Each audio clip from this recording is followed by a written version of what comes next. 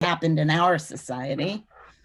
We've had a lot of transition in our society, and it made me think, because often when I'm experiencing things in the larger society, I turn to the text to get some knowledge from the text.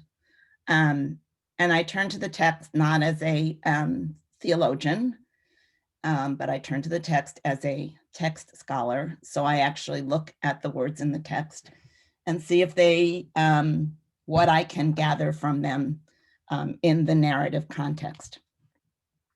And so I'm not delivering this class as a theologian, and I'm certainly not delivering this class as a political statement, although we may find that there are some things that are very, very relevant today.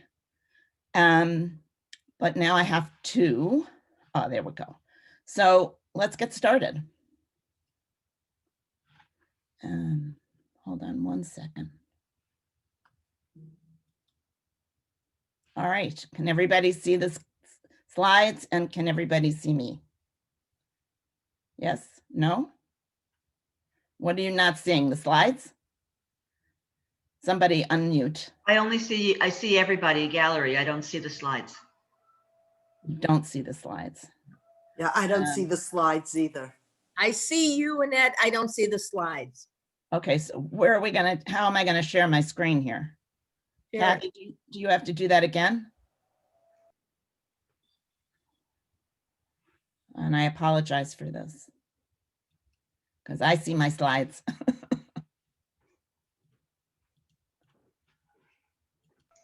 Did you do screen share, Annette? Just a minute, I gotta get back on. Stop video. Right, so. Usually you minimize it and then the slides, and then you can put screen share. That's what I do, but.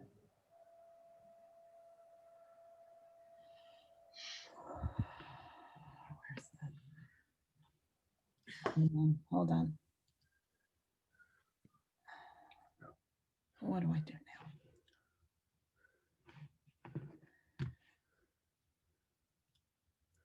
Why am I not screen sharing?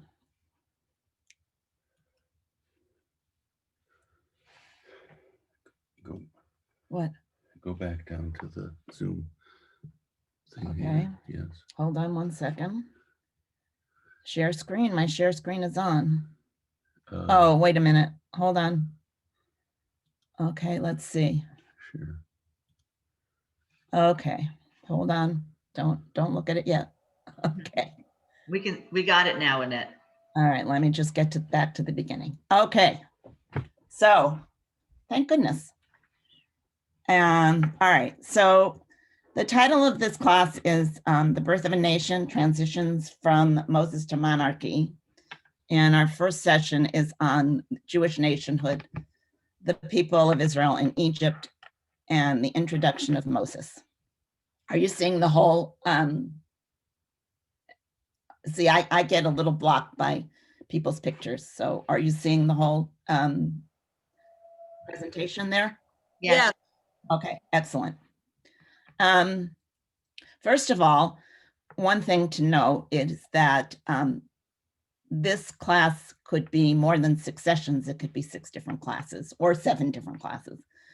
So I am trying to compress a great deal of information into each of these classes. And please feel free to collect your questions. You can ask questions by pressing the little hand, the chat function, and we'll try to get to them at some point. All right, today's agenda. We're going to do the course overview as we usually do. We'll review the components of the Tanakh because I think that'll be helpful to where we're going. We're going to examine the question, what does the book of Exodus tell us about the birth of the Jewish nation? We're going to introduce Moses, the leader, or the future leader. And then we're going to examine a very key and difficult question, which is the role of slavery in the birth of the Jewish nation. Just to review the course, This session and the next session will deal with Egypt. And the first one will actually deal with Egypt and an introduction to Moses. The second session will really focus on Moses as a leader and answer the question or examine the question, is Moses the archetype of biblical leadership? A very important question. And because, as I say, in our modern society, we are looking not only at who we are as a nation, but who our leaders are. The third session will be on the book of Judges, and it examines leadership in the time of chaos. The book of Judges follows the book of Joshua, and it's a time after the Israelites entered the land of Canaan, but when they were still in a tribal setting. It's a fascinating book and not often read. In session 4, we'll look at the priestly leadership, and in particular, the consequences of one story, which involves Eli and his sons, and the consequences of their self-serving leadership, and the corrective, which was Samuel, who was the son of Hannah, my favorite biblical character. And then the last 2 sessions, we'll talk about the people finally getting a king. So there, the king will be the focus of leadership. And we will compare the first 2 kings of the nation of Israel, Saul and David, who had very different approaches to kingship. So we're going to look at people who had different approaches to leadership, and we're going to look at the people as the people develop over time. Now let's review the components of the Tanakh. Okay, the Tanakh is the Hebrew Bible, and it includes the Torah, which is also known as the 5 books of Moses, or the Pentateuch, and includes narratives describing the early history of the Jewish people, as well as legal, and I put that in quotations because the Tanakh includes laws, but they're not laws like we read them today, and ethical precepts. The laws are very related to ethical precepts in the Torah. The second section of the Tanakh is Nevi'im, the prophets, and it's a varied collection that covers the period from the entrance of the Israelites into the land of Israel until the Babylonian exile. And it includes histories like Joshua, Samuel 1 and 2, and Kings 1 and 2, the major prophets, Isaiah, Ezekiel, and Jeremiah. And they're major prophets only because their books are much longer and they have their own scrolls. And then there's the book of the 12. They're the minor prophets, but they're not minor in any single way, in any way, because it includes some of the greatest ethical teachings in the Bible, in Hosea and other minor prophets. And the third section is the Ketuvim, or the writings, includes the Psalms, the wisdom books, the 5 Megillot, the quote unquote histories of Ezra and Nehemiah, which describe the reentrance of the Jews into Israel following the Babylonian exile. It includes the histories of the Chronicles, and most different, it includes the apocalyptic book of Daniel, which is a class which I took and you took, which is a whole different approach to Judaism. Okay, what do we know about the book of Exodus, which is the second book in the Pentateuch? Exodus is the Greek title of the book, which is found in the Septuagint, which is the Greek translation of the Bible, which is circa 2nd century BCE. It is short for, excuse my Greek, Exodus Egyptu, which is the departure from Egypt. And the Hebrew name is Shemot, or names, which is consistent with the Hebrew Bible naming conventions, which in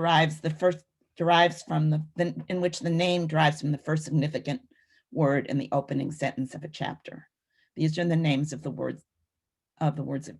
children of Israel, who should be children of Israel, who came to Egypt with Joseph. hold on one second. Came to Egypt with Jacob. It also contains the seminal events in the history of the Jewish people, including the liberation of Sinai, liberation from enslavement in Egypt, the leadership of Moses, the revelation of the 10 Commandments on Mount Sinai, and the first of the Torah's religious and ethical rules.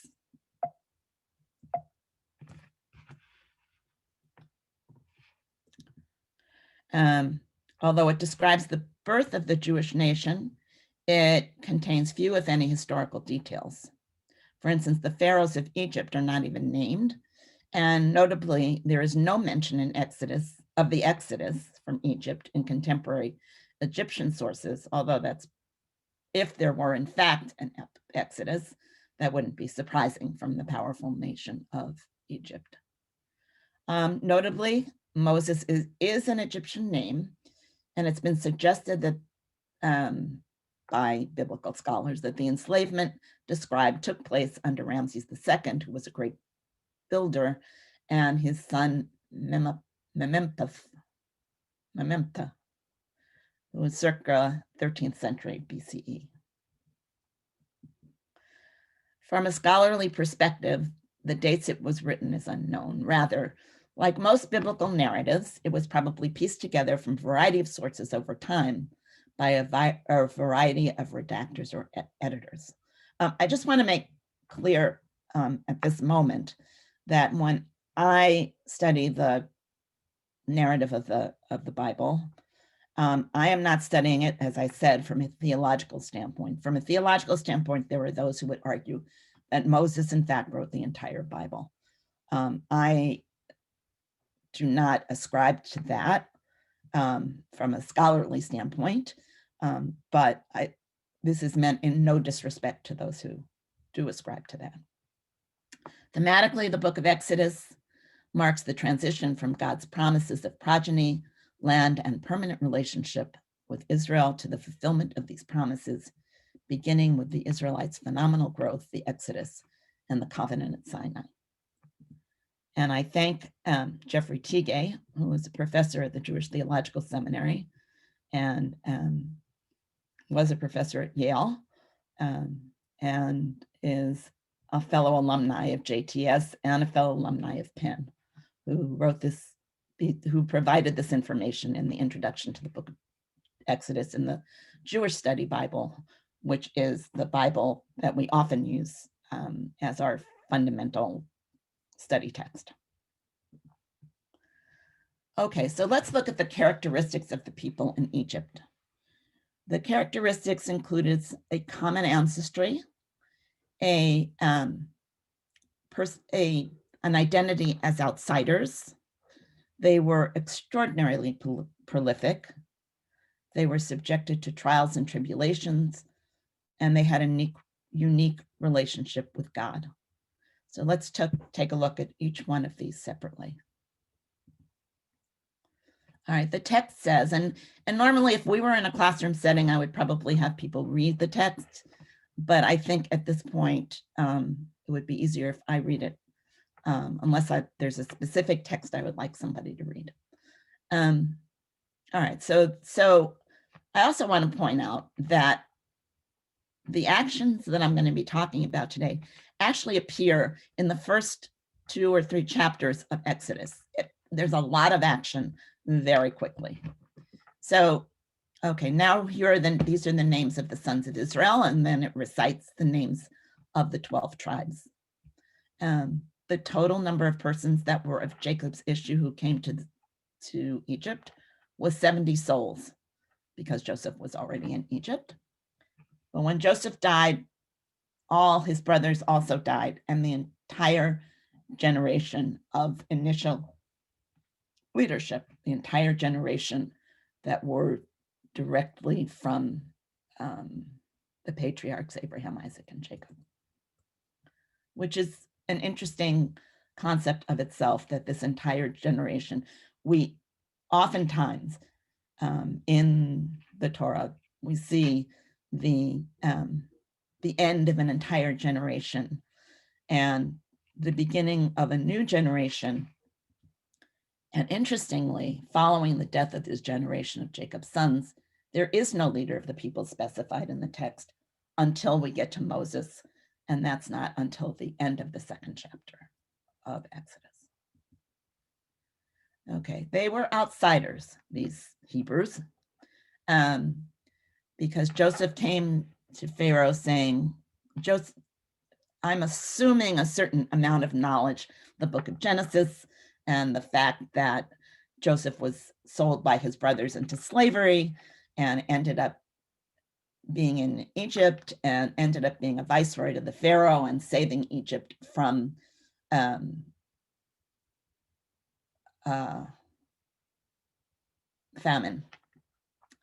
And that Joseph's brothers who had sold him into slavery because of the famine that extended even as far as Canaan,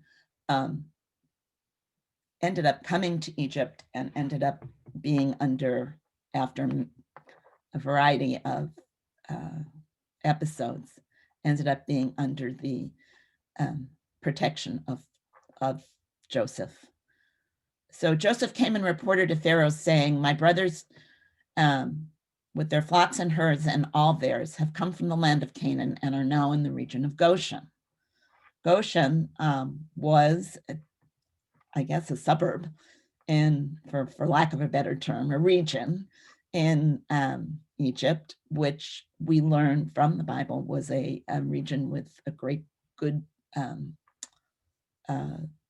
area to raise sheep and cattle.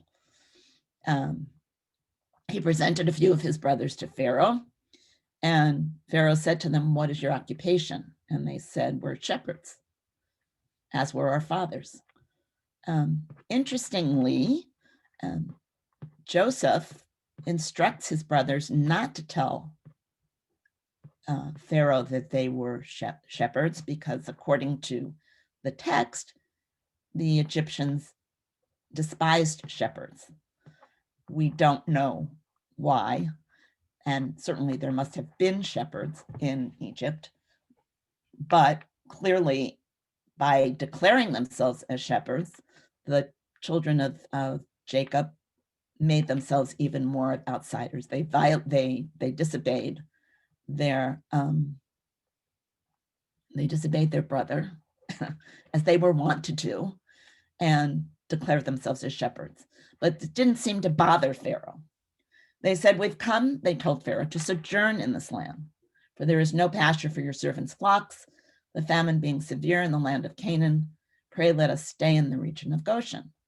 I highlighted to sojourn because to sojourn in the Bible means they weren't settling for good.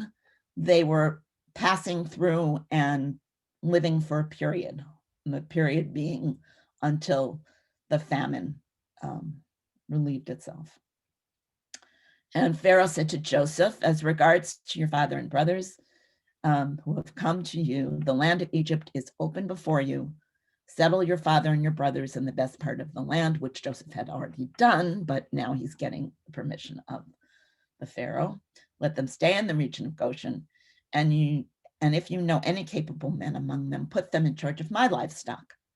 So obviously the king was not listening quite so well, because putting someone in charge of livestock is not their true occupation. They were shepherds. But it is interesting here also that the Pharaoh had to have the last word. This is truly the Pharaoh having the last word over Joseph about where these people can settle. He had to validate Joseph's actions. The people in Egypt were extraordinarily prolific. The Israelites were fertile and prolific, and they multiplied and increased greatly so that the land was filled with them. This is a particularly important sentence. And I highlighted those words because, as we've studied before, for those of you who have studied with me before, when we have a lot of synonyms in one sentence and they come one after another like this, fertile, prolific, multiplied and increased very greatly, and the land was filled with them, it means, in fact, they were prolific.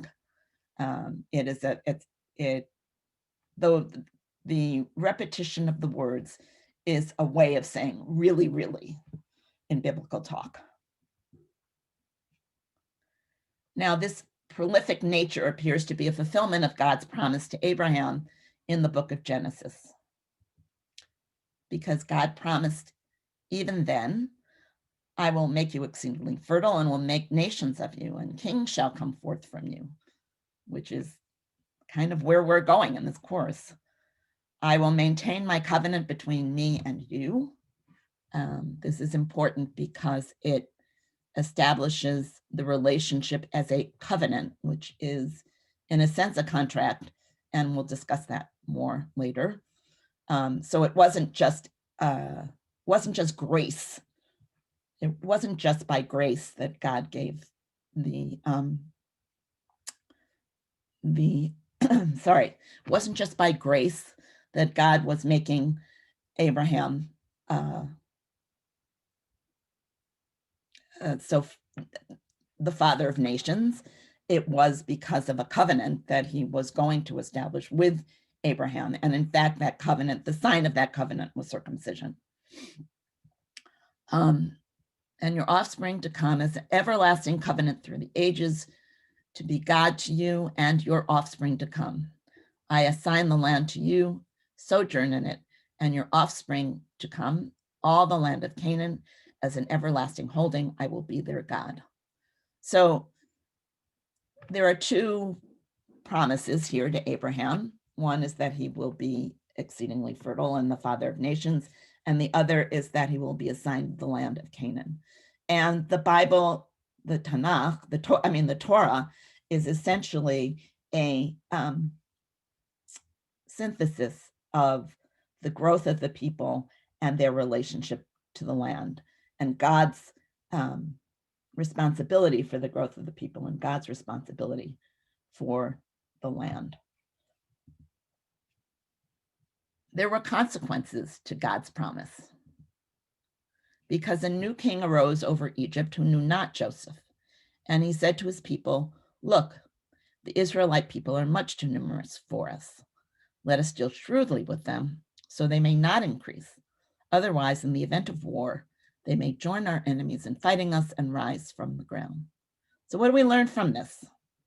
We learn that after this king who acceded to Joseph's plan and gave the Hebrew people the land in Goshen, a new king arose. There's some commentary as to whether it was in fact a new king or whether it was the same king who chose to overrule his previous permission.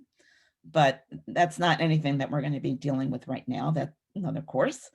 But the point being that the permission that was granted to Joseph is now no longer there. And this king also suddenly realizes that the people are too numerous, but he realizes it in the context of his role as a warrior and is concerned about the Hebrew people, the Jews, Israelites, we'll call them now, joining the enemies of the Pharaoh. Now, the Pharaoh was very powerful. So the fact that he needed to deal with the Israelites is possibly an expression of his true fear, or possibly an expression of just wanting to gather his nation together, the Egyptians together, and being nationalistic about it. We also have the language in this text of the Pharaoh demanding that the people of Israel be dealt with shrewdly. So what we learn from this is that at least the Pharaoh thought that he would be able to be clever in dealing with the Israelite problem. We shall see if that actually turns out. So the Israelites were now subjected to trials and tribulations, and the first trials and tribulations that are described are enslavement, which was actually in two levels. The first is Corvae labor, which I had to look up, And Corvae labor is a kind of non-paid labor that a government will impose in order to build public works. And in fact, that's what happened here. The Pharaoh set taskmasters over the Israelites, and they were sent into forced labor, and they built the cities of Pitom and Ramses, which are actually cities. But that wasn't enough, as we will see later. And after that, the Pharaoh actually subjected them to total enslavement. And the Egyptians made the children of Israel to serve with rigor, as we know from the Haggadah, and they made their lives bitter with hard service in mortar and brick, and in all manner of service in the field. In all their service, they were made to serve with rigor. The second trial and tribulation is by the Pharaoh was the recruitment of secret agents, and those were the midwives. The king of Egypt spoke to the Hebrew midwives, one of whom was named Shiphrah and the other Puah, saying, when you deliver the Hebrew women, look at the birth stool. If it is a boy, kill him. And if it is a girl, let her live. I note that the Hebrew, Ivri, is an old term for the Israelites, literally meaning one from beyond or an outsider, and may be used when contrasting Israelites with other people. So that was the second set of trials and tribulations. The third set of trials and tribulations was a call for public participation in infanticide. And the Pharaoh charged all his people, saying, every son that is born you shall throw into the Nile, but every girl let live. What were the goals and outcomes of Pharaoh's actions? What were the goals and outcomes of his enslaving the people? The goals included ostracizing the people. Besides them being the other, they would now be ostracized. They were dehumanized, as slavery does. And it also was meant to disrupt the social structure of the Israelite people, because if the men are off doing hard labor, there's the thought that families would not continue to grow. What's the outcome? Well, Pharaoh, the very shrewd Pharaoh, was foiled. And why? The more they were oppressed, the more they increased and spread out. So the Egyptians came.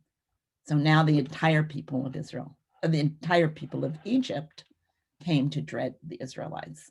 And they came to adopt the Pharaoh's position that the Israelites were dangerous enemies.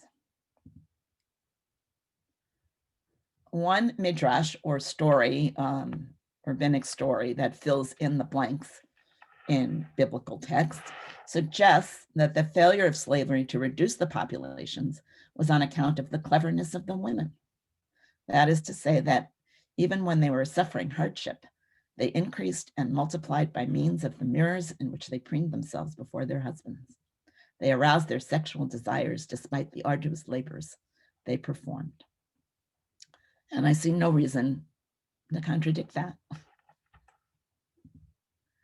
What were the goals and outcomes of the recruitment of the midwives?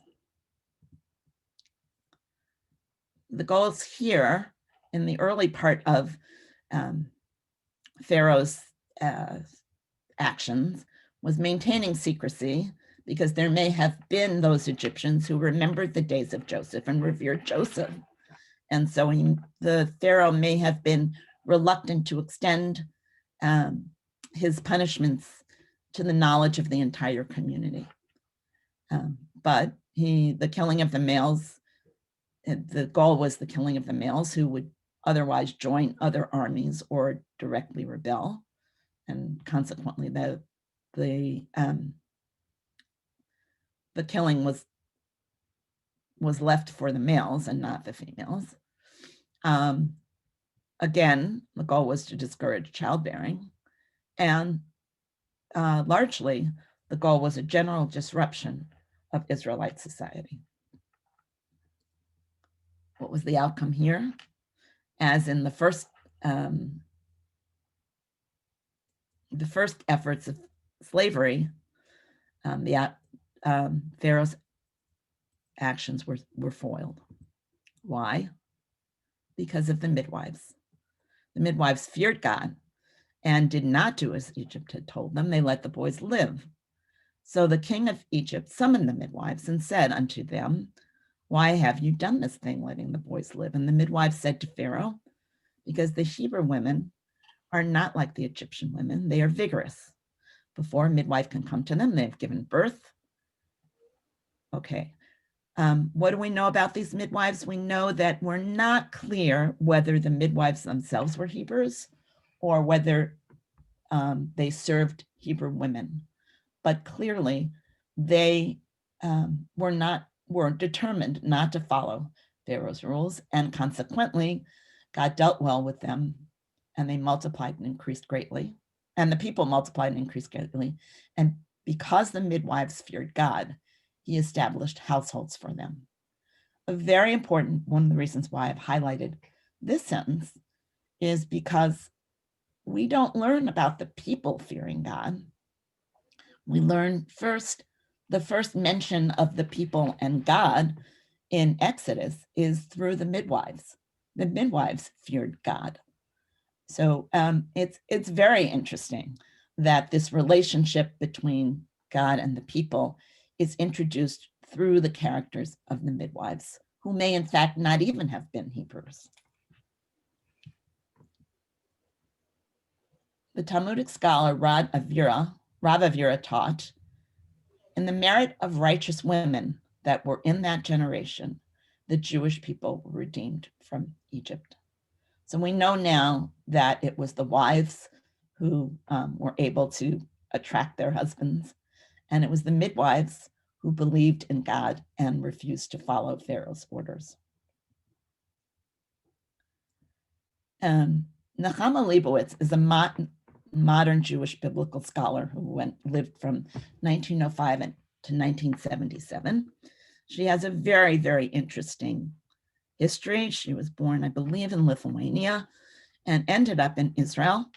And she used to hold salons in her apartment every Saturday, every Shabbat, where she would study Torah with those who wished to attend.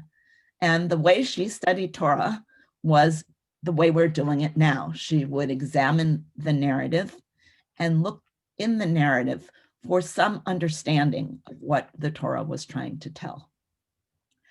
One of my professors at the seminary was a privileged student of Nechama Leibowitz and just loved to go to her classes. And she was a very modest woman, but brilliant. If you are attracted to the to understanding Torah through understanding the narrative. And Nechama said, if we accept that the midwives were Egyptian, a very vital message. Oh, also, just to be clear, her teachings about the Torah were often involved ethical elements. So she wrote, if we accept that the midwives were Egyptian, a very vital message becomes apparent. The Torah indicates how the individual can resist evil. The individual, not just the Israelite. He need not shirk his moral responsibility, he or she, under the cover of superior orders. The text contrasts the brutal decrees of enslavement and massacre initiated by Pharaoh and supported by government and people with the God-fearing civil disobedience of the midwives. Neither moral courage nor sheer wickedness are ethically or nationally determined qualities. Moab and Ammon produced Ruth and Naamah, respectively, and Egypt produced the two righteous midwives. In case it isn't clear by now, I think Nechama Leibowitz has some really amazing points to make. And you will notice, of course, that her lifetime was through the Second World War and through the superior orders that we found in the Nazi regime. So I'm sure that much of that influenced her thinking. What were the goals and outcomes of Pharaoh's final requests for public participation in infanticide. Obviously, again, killing the males who could join the armies or directly rebel. And we know now, by the way, we know from 2 slides ago that the people were now fearing the Israelites. Again, he was discouraging childbearing, and in fact, he was proposing the final solution. What was the outcome? Well, and he was foiled again, and by a woman, because his own daughter came down to bathe in the Nile while her maidens were walking along the Nile, and she spied the basket among the reeds, and she sent her slave girl to fetch it. So here, Moses, as a Jewish boy, was thrown into the Nile, and he was thrown into the Nile in a basket to preserve him as long as possible. And in fact, the daughter of Pharaoh found him, and when she opened this package, she found that the boy was crying, and she took pity on it and said, "This must be a Hebrew child." So here we see that, as in the other trials and tribulations, Pharaoh's intent is totally overcome. And again, I want to point out that Pharaoh was perhaps the most powerful leader, certainly in the ancient Middle East at that time. And so the fact that the Bible describes him as being foiled over and over again, and by women who were the perhaps weaker elements of society, women who he was allowing to exist, are the ones who are responsible for his overthrow in the end. And so Pharaoh's daughter actually, she does the exact opposite of what Pharaoh does, and she takes pity on the child when Pharaoh shows no pity whatsoever to anybody. And she shows pity on the child, and even knowing that the child is a Hebrew child. And she not only takes pity on the child, knowing that it's a Hebrew child, she also allows the Hebrew nurse, who was in fact Moses' mother, to suckle the child. So she did not share, we don't think, the fear of the Hebrews that her father had. And Pharaoh's daughter said to her, "Take this child and nurse it for me, and I will pay you wages." So the woman took the child and nursed it. So what do we see here? We see that Pharaoh's daughter also believed that people should get paid for what they do. And so she was totally countermanding the whole issue of slavery. It's really quite fascinating how much we learn about Pharaoh through the contradictory actions that are taken by his daughter. When the child grew up, she brought him to Pharaoh's daughter, she being Moses' mother, who made him her son, and she named him Moses, which is in fact an Egyptian name, explaining, "I drew him out of the water." Just as Pharaoh wished to be a disruptor of the Hebrew society, in just 4 verses, we learn that Moses is a disruptor in the relationship between the Egyptians and the Hebrews. We learn that he murders an Egyptian taskmaster who is striking a Hebrew who is his kinsfolk. So from the narrative standpoint, we learn that despite his being raised by the Egyptian princess, he probably remembered the lessons from his mother. And somehow, although he was a prince of Egypt, he understood that the Hebrews were his kinsfolk. We learn that he reprimands one Hebrew for striking another. So not only does he respond to the viciousness of the Egyptians, but he responds to all viciousness because he understands the the destructive nature of that viciousness. As a consequence, he's forced to flee from the enraged and murderous Pharaoh. And in fact, he becomes a shepherd in Midian and marries the daughter of the priest of Midian and fathers a son. I want to point out here that just as the sons of Jacob were shepherds, Moses became a shepherd. And I'm sure most of you remember that David was a shepherd. So the concept of shepherd, being a shepherd, is almost a requirement for leadership in the Bible. Why? Probably because shepherds had to be very clever in guarding their sheep and in leading their sheep. And so we see this theme over again. But once again, we also see that Moses will be a successful disruptor of Egyptian society, whereas Pharaoh was unsuccessful. Throughout all of these texts, we see an effort to demean Pharaoh in every way.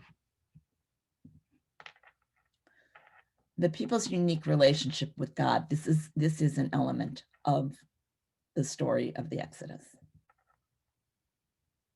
We learn that a long time after that, that is the introductory episodes with Moses that I just described, the king of Egypt died, but the Israelites were still groaning under the bondage and cried out, and their cry for help from the bondage rose up to God, and God heard their moaning, and God remembered his covenant with Abraham, Isaac, and Jacob, and God looked upon the Israelites, and God took notice of them.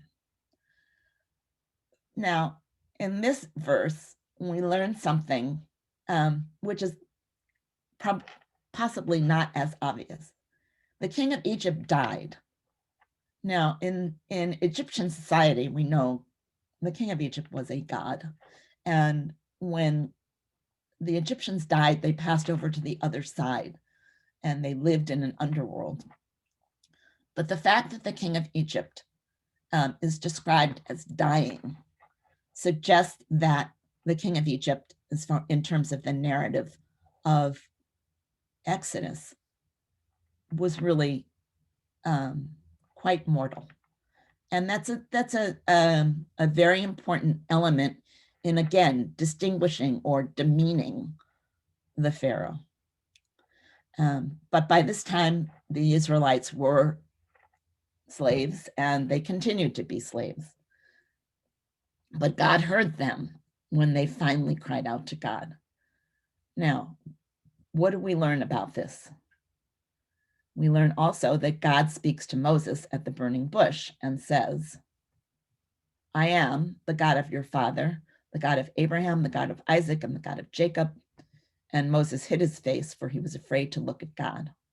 And the Lord continued, I have marked well the plight of my people in Egypt, and I have heeded their outcry because of their taskmasters. Yes, I am mindful of their sufferings. And I have come to rescue them, and their cry has reached me. And I'm going to send you to Pharaoh, and you shall free the people.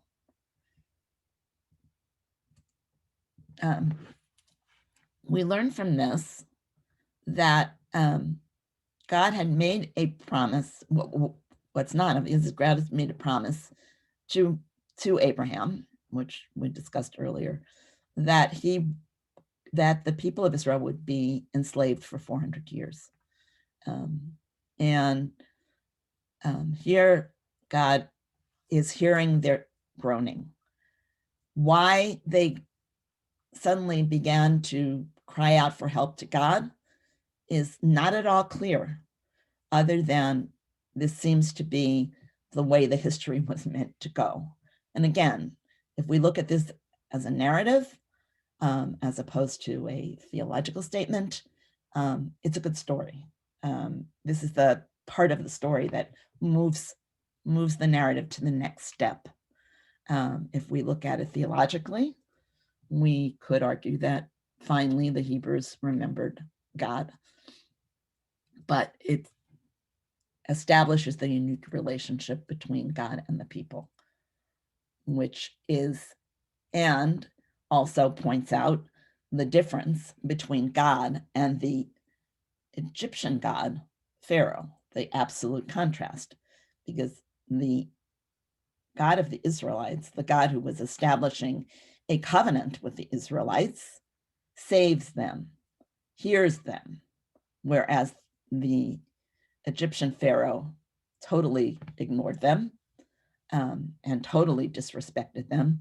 So throughout this short tale, we again have demeaned the leader of Egypt, and we are establishing God as the more powerful leader, which in the ancient Near East was a very, very important concept. Each people in the ancient Near East had their own god, and some gods were more powerful than others. And in fact, each city had its own god. And sometimes if one nation overtook another nation's city, the god would not disappear, but the god would be thought to be less powerful. So in that context, the God of the Hebrews was the more powerful God than even the Pharaoh of the great country of Egypt. Now we come to what I find is a very interesting question. What was the role of slavery in the birth of Jewish nation? And here is God's promise to Abraham. And God said to Abraham, know well that your offspring shall be strangers in a land not theirs, and they shall be enslaved and oppressed 400 years. But I will execute judgment on the nation that they serve, and in the end they shall go free with great wealth. So this is not only a promise to Abraham, but it's a description of something that'll happen in the future. And oftentimes when we study the Bible, we think about the concept that God offered the people free will. And I give credit here to Rabbi Mishkin, who discussed whether this was in fact preordaining the history of the Hebrews. But I would argue you could look at it another way. You could look at it as a parent saying, know that your offspring need to go to school. And that school was enslavement. Whether that was a justified form of school is a difficult concept to digest. Okay, so as I say, we're left with the serious question as to the role of slavery in the birth of the Jewish nation. Was slavery a consequence of the people's behavior? Oftentimes throughout the Tanakh, we learn that people are punished because of their sins. And interestingly, in the book of Exodus, there are no sins listed for the people. So it took the rabbis later on in their midrashim to try to find some sins that the people had committed or that their ancestors had committed. But there's nothing clear here about why that slavery was a punishment for the sins, which kind of leads me to the question, was slavery a schooling? Was slavery an opportunity for God to display God's unique powers through the act of liberation and thereby impress the Israelite nation? As I explained throughout, I think that is definitely a very important issue. And we'll see throughout the Tanakh, God displaying power in order for God to maintain power with the Jewish nation, to demonstrate that God is more powerful than other gods, and in fact, the most powerful. And was slavery an educational experience which prepared the people for the ethical precepts that they were to receive from God? And one of these ethical precepts, which they received very early in their march through the desert, was that you shall not wrong a stranger or oppress him, for you were strangers in the land of Egypt.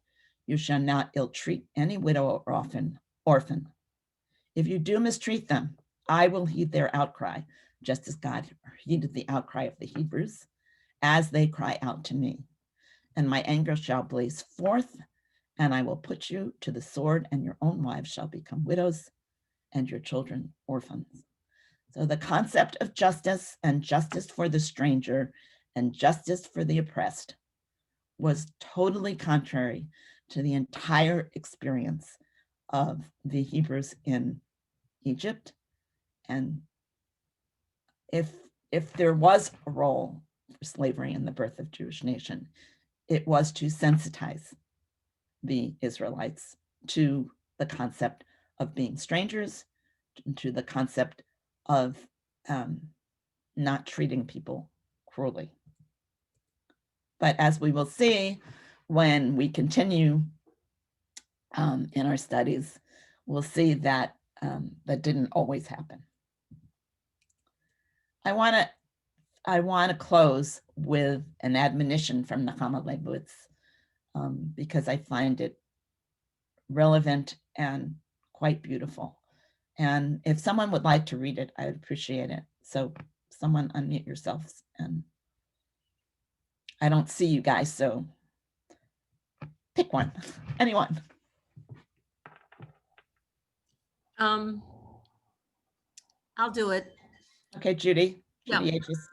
The memory of your own humiliation is by itself no guarantee that you will not oppress the stranger in your own country once you have gained independence and left it all behind you.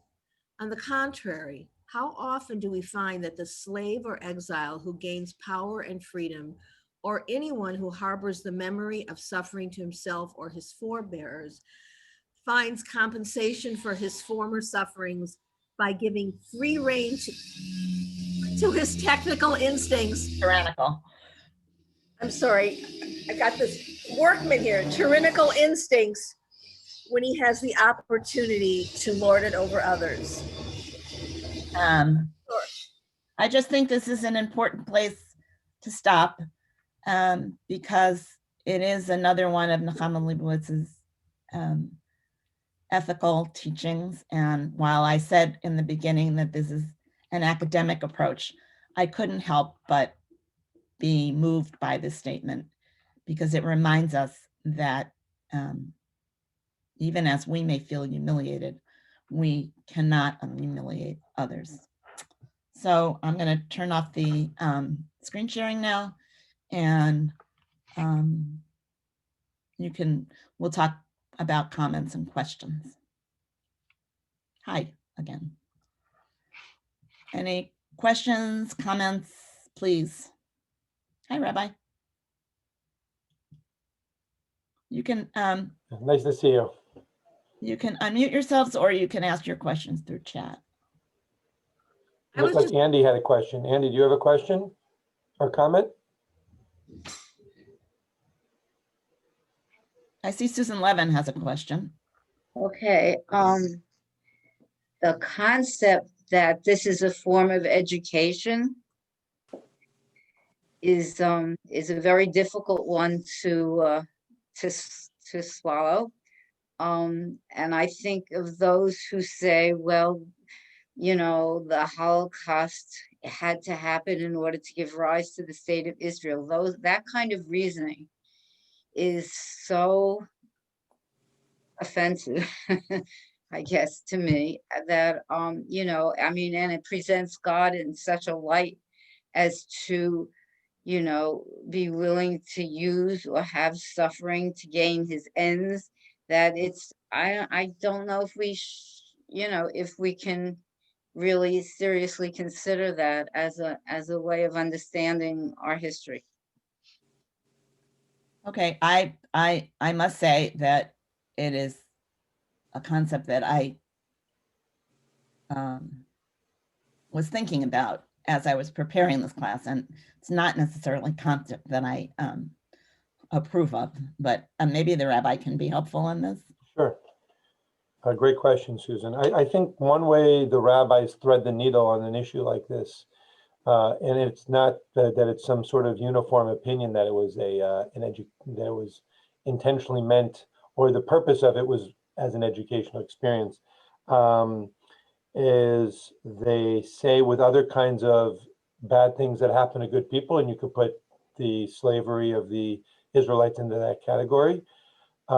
Things happen either because we don't understand why, or because other characters use their free will and they use it wrongly, like Pharaoh did.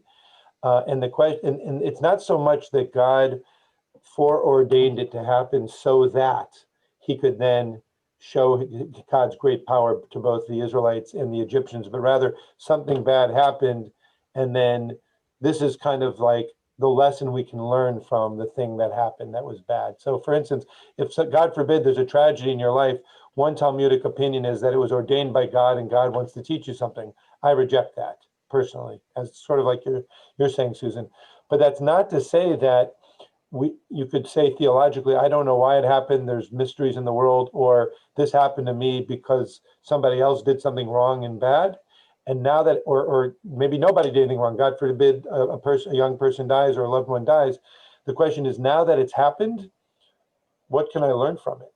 What can I take away from it? So because Annette's absolutely right. It's there in the Torah many, many times that after the experience in the Exodus, there are many times the Torah says, you should do this, you should look out for others, you shouldn't exploit others, you should share your blessings at the pilgrimage festivals with your slave and with those who don't have other means, because you were slaves in Egypt.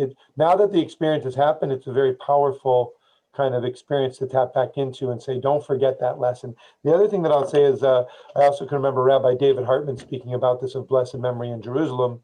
And another reason he said that the slavery is not that God ordained it, it happened. But one of the reasons it was such an important event to happen to the Jewish people at the beginning of our peoplehood was we should have no pretense that we live in a redeemed world. We should have no pretense or belief that we're like some sort of messianic world. The world the world can be cruel, and the world can be very difficult. And so it's kind of like, it's a very realistic experience, an important experience of recognizing that the world is broken and that there's the possibility for great abuse in the world. Again, not saying God did it for that reason, but this happened. And again, what can we learn from it? Thank you, Rabbi. Yeah.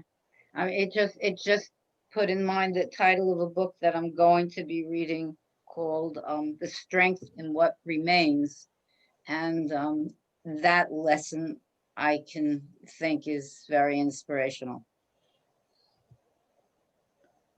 Thank you, Rabbi. Sure. And thank you, Susan, for your question. Anybody else? Can I ask one? Can I ask one even if I was late? Yeah. Okay, you can. Special Oh, permission. thank you. So I only caught a little bit of it, but in terms of talking about if slavery was used as kind of an education or a punishment, I've always looked at the flood as like the beginning, the introduction to God's kind of anger management problem. So was slavery kind of like his, if you look at slavery as an education and as was this a lower level flood in a sense? Because if he couldn't teach a lesson through total destruction, would he teach a lesson through multi-generational pain and suffering that is always talked about? I might again defer to the rabbi, but I would say that I've always appreciated your approach to God's anger management problems. But one of the things, and I think this increases your problem, is that there really is nothing that the Hebrews did. There's nothing identified that they did that justified, they didn't sin, and this was a punishment for their sin. So it does, I guess, it does allow us as readers and to recognize that God isn't perhaps not always perfect. And so it causes us to question when there's nothing wrong with questioning, which is an interesting approach to dealing with your leadership. I mean, the Egyptians would never have challenged the Pharaoh, but we in now, as descendants of these slaves, can have open discussions in which we in fact can challenge our leader, and that makes for thinking people. Rabbi, if you're still there. Yeah, no, I'm sure. I mean, I think it's similar. Eden, saying what you're saying still raises the exact same question Susan Levin raised, which is if that is part of a theology, or even if one wants to use that as a potential explanation for slavery, it's kind of like, well, what kind of God are we dedicating ourselves to? A God that wants to teach some sort of lesson, and by doing it, an entire people for generations are enslaved. And I mean, actually, from some of the parts Annette showed today, I mean, the idea of throwing babies into the Nile River, from that, our sages have many midrashim that it was sheer terror and horror. It wasn't even just like some sort of slavery light. That it's hard to, I think, have that belief and then say what then is redeemable about God. And also, there's nothing in the text. There are places God gets angry and wants to destroy the Jewish people after the golden calf, after the sin of the spies. In Judges, they sin and God brings an enemy on them and oppresses them. Those raise really profound questions about what does this say about God, and can we understand God in different ways? I'm very uncomfortable with that. And Rabbi Shai Held recently was talking about it and said, perhaps we need to look at it as the Torah not telling us everything about what the people were doing when God wants to destroy them. That, maybe when they were committing the sin of the golden calf, they were behaving in ways in which they were, you almost have to fill in the blanks to make it more understandable that there was such horrific behavior that, maybe they were, pushing the elderly out of the way, and they were trampling over the kids because they were so committed to trying to worship this idol or something like that. There'd be some behavior that would be so horrific you'd almost want God's response. But without those details, no, I think in the Tanakh, in the Bible, there's some real questions that are asked about God's response that filled with anger and seem to be very extreme. But there's nothing in the Torah, in the text, that says that this was a punishment for the Israelites. And I'm trying to think in rabbinic literature, there may be some midrashim, and Annette, I don't know if you saw them, but I almost know it's the opposite. The opposite of what the rabbis say is, why did the Israelites survive 400 years of slavery? It's because they had fidelity to God. It's because they didn't change their names and they kept Hebrew names. They didn't change the way they dressed and adopt the Egyptian practices. Some say they didn't speak Lashon Hara badly about others, like and adopt the practices of the Egyptians. So the midrashim that I can think of, at least off the top of my head, are meritorious towards the children of Israel, and say that's why they survived. That's true. And but also there's the midrash that one of the reasons that in fact the Israelites were being punished for Sarah's treatment of Hagar. Yeah. Because the midrash posits that Hagar was an Egyptian princess. Hagar was, as we probably all know, was concubine,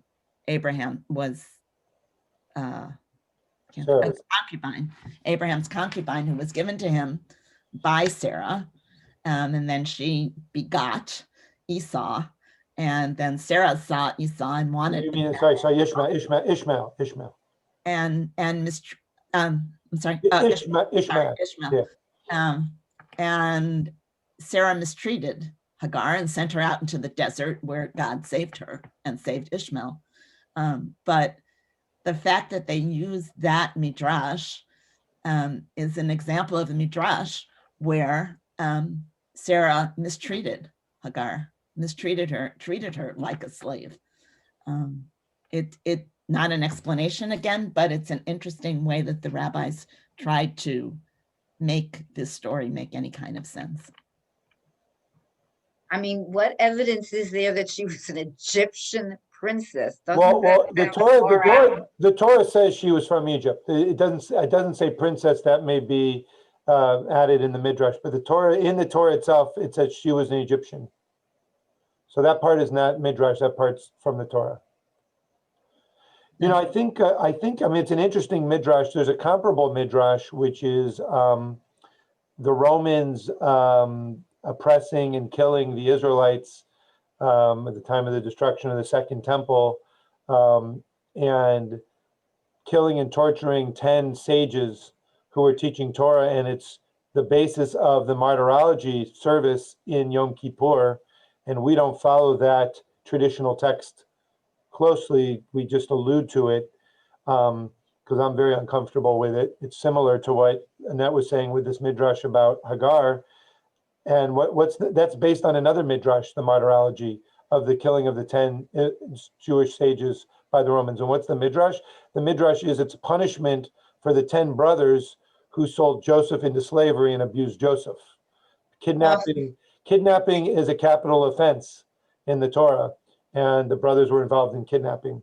So I think with that story and that Midrash, as well as the Midrash of Hagar, the tradition is teaching us something important. It's saying behavior is really important, and there is some aspect often of mida keneged mida, measure for measure. Some people call it karma. You put good out into the world, good's going to come back. You do bad in the world, and at some point it's going to catch up to you. And I think on some level, there's something powerful about that in terms of when we think about how we should behave. But I think it's more of just that message of measure for measure, that, you know, be careful how you treat someone. You or your family or your friend could be treated this way one day too. To actually say that the entire Jewish people were enslaved for 400 years because of how she treated one person, or to say that 10 sages were murdered in a horrible way, because there's also an idea in Judaism, but it develops. It's not there in Exodus, but it's in Deuteronomy. And that is, it doesn't say it in Exodus, but it says in Deuteronomy, children aren't punished for their parents, and parents aren't punished for their children, which I think is a really important idea. Thank you. But it also says that you're punished to the what, 4th or 10th generation? Third, Third. yeah. So that's where, you know, in Exodus the rabbis just accept that, but by Deuteronomy they're challenging it in many ways. So thank you, Rabbi. It's always great to have you to refer to for the Andy, but do you have a question? But I think, as I say, the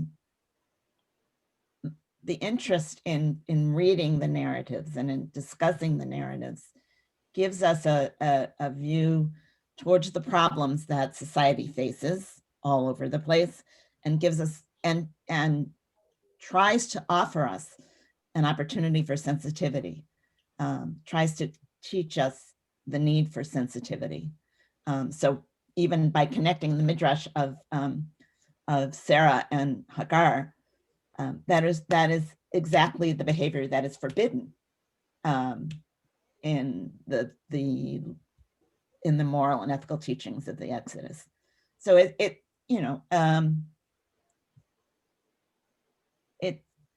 while there are those who do, and I respectfully take these words as theological truth or God-given truths, they are also narrative which present us with questions, and that's how I choose to read them. I was wondering if Andy Green, you looked like you had your hand up, and then did you want to say something? You're on mute still, though. You're on mute. Andy, you're muted. Are you able to unmute yourself? Yeah.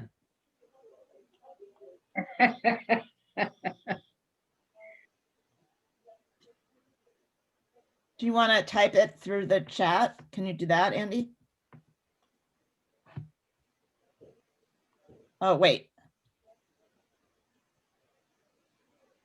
Is Kathy there? Can she unmute him? I don't think she can. I can ask her. I think she can only just invite him to mute himself. Andy, you're, Ex- Explain to him how.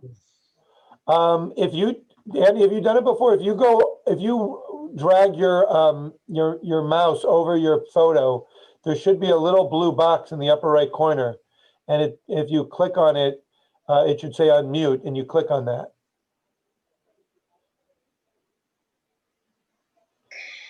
Okay.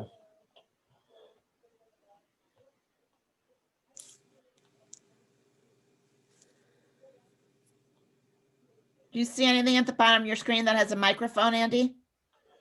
If you scroll, you may see a microphone, and if it has a red arrow through it, you click on that, and it takes the red arrow off of it, the red line off of it. Or is your volume up? No, I don't think that's That's he's on no, mute. he's on mute. He's on mute. Andy?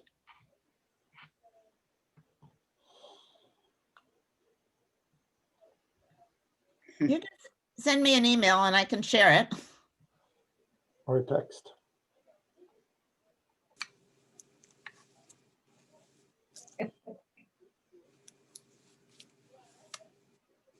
We can't hear you, Andy.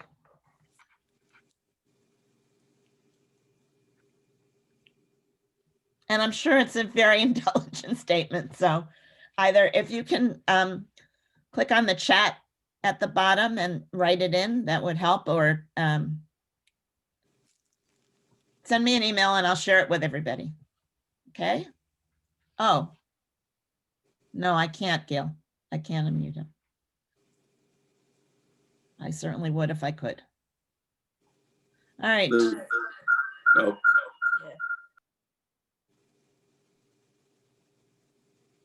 Two Dans. this will be a little bit easier. We're using two iPads in one kitchen. Okay, I think now. Oh, there he is. Oh, All right, good. go Andy. First of all, excuse my voice. I had been minor pleasure. One of them was they were tax rolls. Yeah. So was there a question, Andy? I do. Yeah.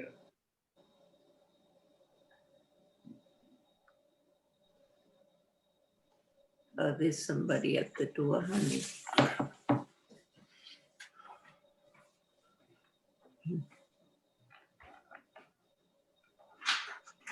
Right.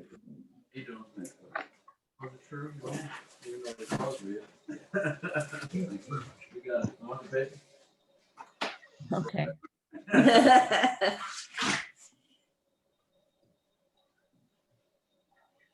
Anyone else while Andy's trying to figure this out? All right, Andy, I promise you, if you send me an email with the question, I will share it. All right.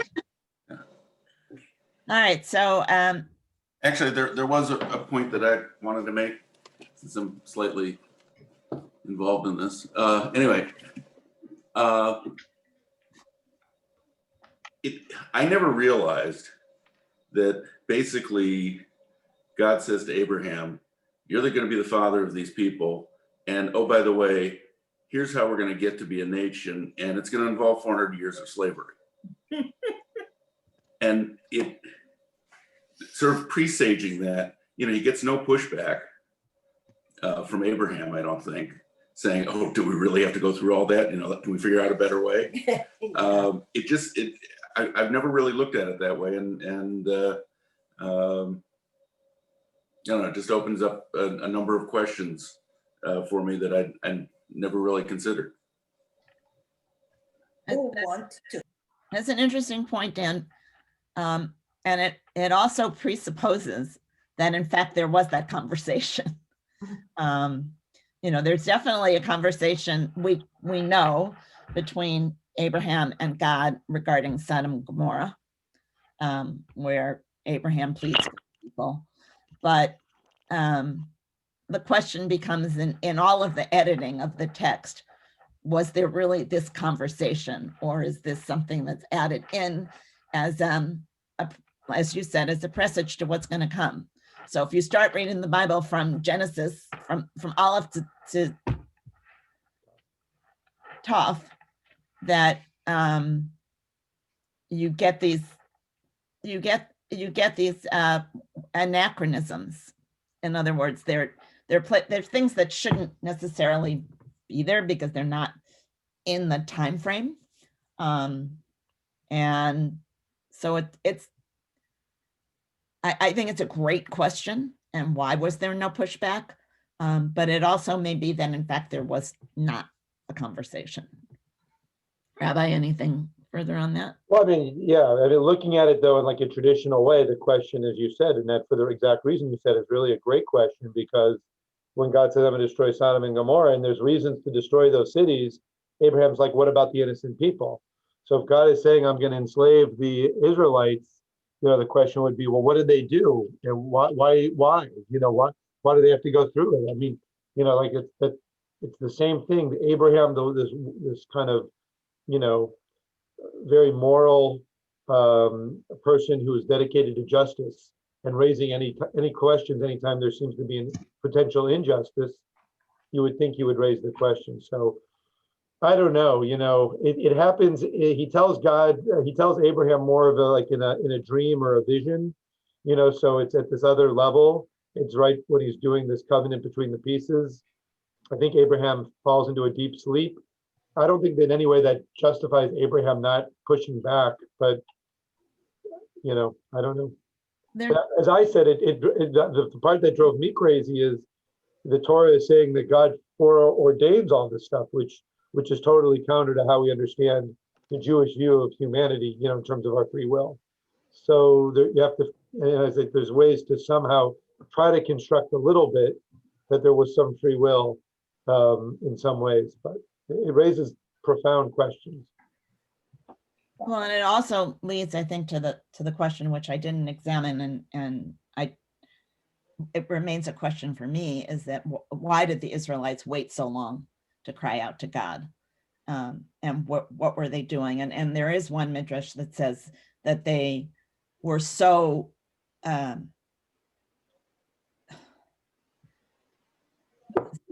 persecuted by their slavery that they couldn't even think of anything other than their slavery. And it's not until after the king of Egypt dies that they can take a breath and remember their tradition. But what I want to just sort of end up with is saying that there are so many different ways that these texts can be interpreted.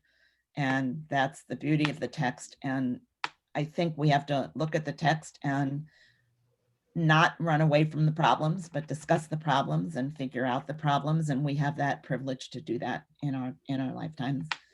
And also to appreciate what the text offers, which, I mean, in ancient times, there were codes of ethics, but our people also have those codes of ethics. And that's what's really important to understand.